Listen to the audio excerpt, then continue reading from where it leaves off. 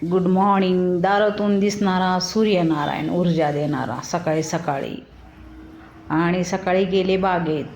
सगळी रंगीबेरंगी इतकी फुलं आली होती ना. गोकर्णीची फुलं होती, आबोलीची फुलं होती. सगळ्या झाडांना इतकी छान छान फुलं लागली होती ना. हे गुलाबाचं फूल, हे देशी गुलाबाचं लाल आहे, अजून आणायचे. अशी सगळी फुलं इतकी सुंदर वाटतं ना. सकाळी सकाळी बागेत फिरायला गेलं आणि फुलं बघितली. बागेतनं आल्यानंतर आंघोळ झाली, सद्गुरूंना देवाला नमस्कार केला. रोजचं रुटीन आपलं, रोज सद्गुरूंना नमस्कार करायचाच. आणि नंतर सकाळी लवकर 7:30लाच गेलते मी दवाखान्यात, कारण माझ्या छातीत दुखत होतं 2 दिवस. पण अंगावरच काढलं, म्हटलं राहील पण राहीनाच झाले. मग सकाळी अतुल डॉक्टर यांच्याकडं मी नंबर लावला मुलांनी, आणि जाऊन आली. ECG काढून रक्त लघवी दिलं. आणि मग आंघोळ झाल्यानंतर मग चहा पीत बसले होते. मी ग्लासनं चहा पिते किंवा फुलपात्रानं चहा पिते, कपबशीत पित नाही. हे दुसरं पण रामफळ इतकं छान पिकलेलं आहे ना, शेतातला कलर तर इतकं सुंदर. आणि हे गुलाबाचं फुल उमललं. आणि मग ठरवली की रेसिपी करायची, भोपळ्याचे पराठे करायची रेसिपी ठरवली. त्याच्यासाठी हिरव्या मिरच्या, आलं, कोथिंबीर मिक्सरमधून बारीक करून घेतलं. ह्या वाटीने एवढी वाटी गच्च गव्हाचं पीठ घेतलेलं आहे. 2 ते 3 चमचे छोट्या चमच्यानं हे बेसन पीठ घेतलेलं आहे. आणि 2 मोठे चमचे तांदळाचं पीठ घेतलेलं आहे. एवढे मोठे चमचे आहेत बघा हे. आणि आता चवीनुसार मीठ,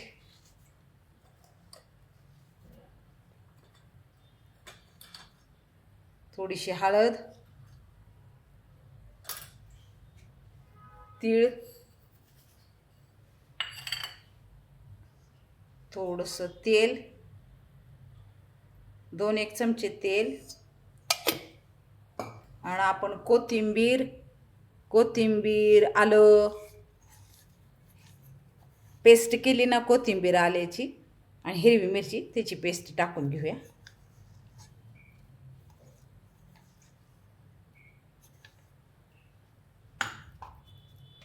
आणि हा भोपळा खिसून घेऊया. खिसून नाही ठेवायचा, आधी ताजाच खिसायचा.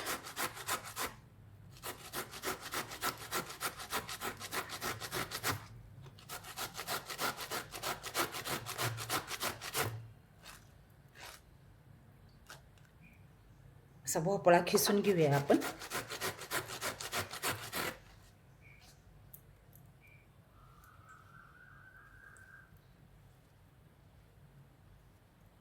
आणि हे सगळं असं मिक्स करून घेऊया.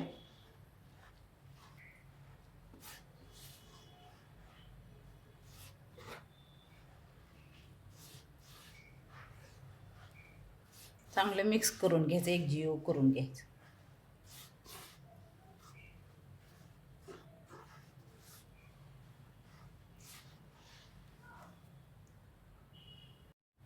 आता थोडं थोडं पाणी टाकून चांगलं मळून घेऊया घट्ट.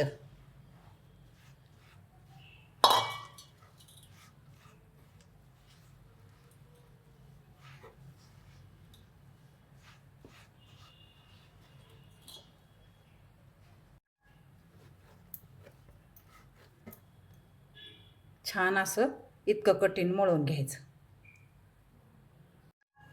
पिठाचे एवढे गोळे करून घेऊया आणि थोडंसं पीठ लावून घेऊया.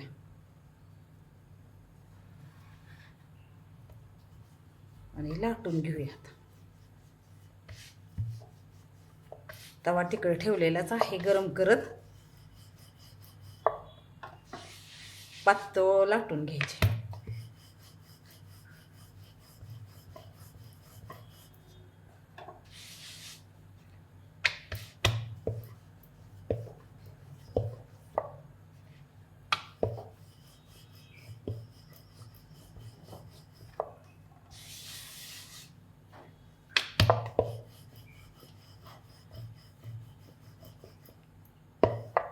असे चांगले पातळ लाटून घ्यायचे बघा. किती छान लाटतात बघा पातळ. आता तव्याला आपण तूप लावून घेऊया आणि पराठा टाकून घेऊया.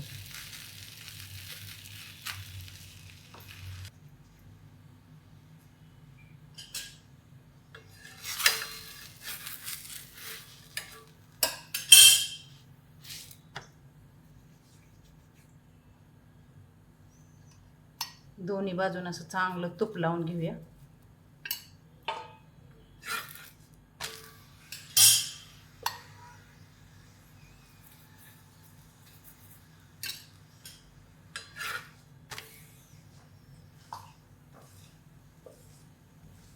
चांगला भाजून घेऊया पराठा.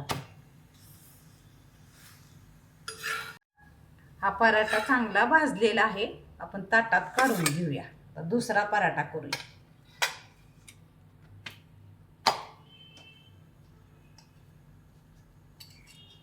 त्याला पण असं तूप लावून घेऊया.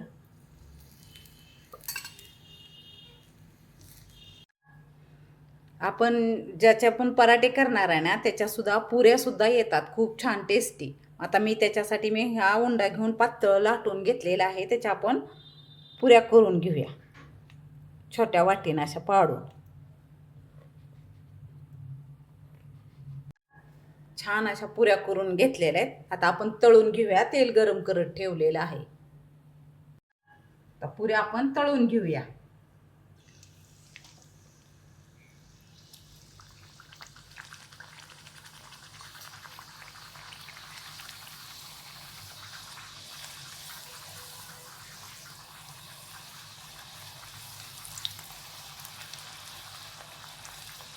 तुम्हाला कुरकुरीत करायचे असतील तर ह्याच्यावर सुरीने असे रेषा मारायच्या म्हणजे कुरकुरीत होते. फुगून नसले द्यायच्या तर कुरकुरीत पण छान लागते. आपण सगळ्या अशा पुऱ्या तळून घेऊया. एका पदार्थापासून 2 ते 3 पदार्थ चांगले होऊ शकतात. लाल होस्तोपर्यंत, जरा गुलाबी डार्क होस्तोपर्यंत आता झालेल्या आहेत पुऱ्या. आपण आता काढून घेऊया. अशा आता सगळ्या करून घेऊया आपण.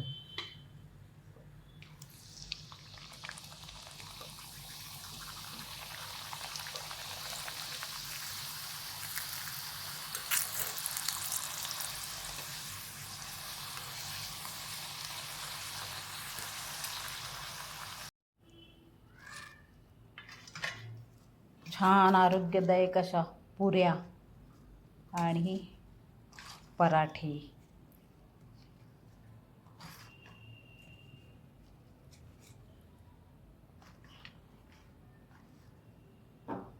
दह्यावर तुम्ही खाऊ शकता.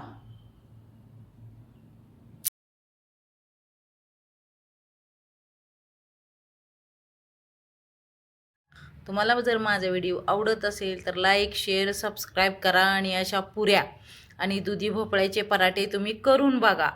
आरोग्यदायक आणि मुलांच्या डब्यासाठी पण चांगले आहे आणि घरातल्या वयस्कर माणसांसाठी सुद्धा चांगले आहेत. मीच तुम्हाला सांगते आता पुऱ्या आणि हे पराठे कसे झालेत. त्या पुऱ्या तर इतक्या सुंदर झालेत ना, खूपच छान. तर तुम्हाला सांगते मी.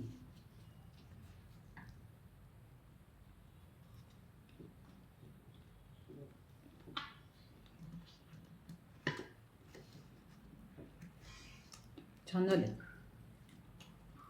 पराठे.